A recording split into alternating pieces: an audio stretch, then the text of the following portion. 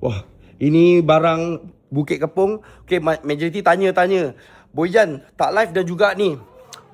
Ramai yang mesej Boyjan tanya, lori Boyjan terbalik ke? Je betul geng. Lori Boyjan sekarang di total loss. Lori yang paling function, yang paling laju. Boyjan ada beberapa biji lori tapi saiz semua tak sama. Yang paling cantik itulah sekarang total loss 2 hari lepas. Boyjan tak upload lah.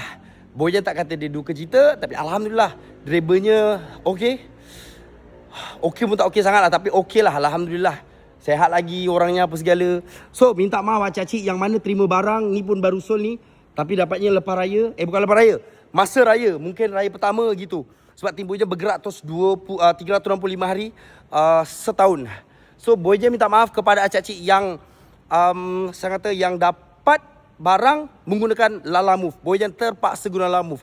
Kalau boleh memang Boyjan nak delivery sendiri, lebih safety. Dan Boyjan memang tak, dia gini geng, ramai juga yang saja Boyjan untuk kenapa tak panggil lori luar geng. Tak boleh geng. Ini pengalaman Boyjan 2023.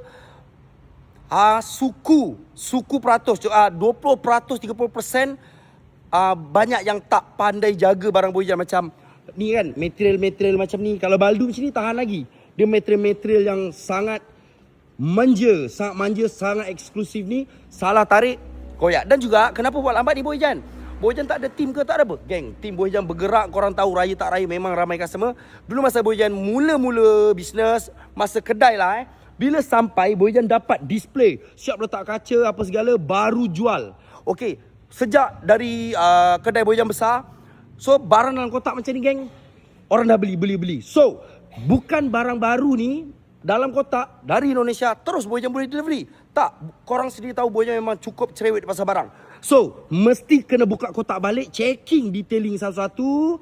Okay, kena checking, double checking tu mesti. Double checking, lepas tu kena packing balik. Sebab tu take time. Contoh yang macam ni, nak kena checking sampai tonggeng-tonggeng. Sebab dia kalau handmade ni geng, kalau korang nak tahu, dia tak boleh macam nak sama production. Memang kena checking. Jati ni pukul volume memang seksa. Jujur Boyjan cakap, memang penat. Macam ni kan, ni sole, sebelah sana tu sole, sebelah sana tu sole, tengok ni. Ini pun baru sold 2 hari lepas. Boyjan tak dapat delivery lagi. Sebab tu Boyjan minta maaf yang mana dapat dari Lalamove. Meja tu, meja ni sold belum delivery lagi. Tapi Boyjan yang team gerak geng. Ini pun baru sold. Tapi yang dekat-dekat ni tak apa. Ni lah habis, baru sold.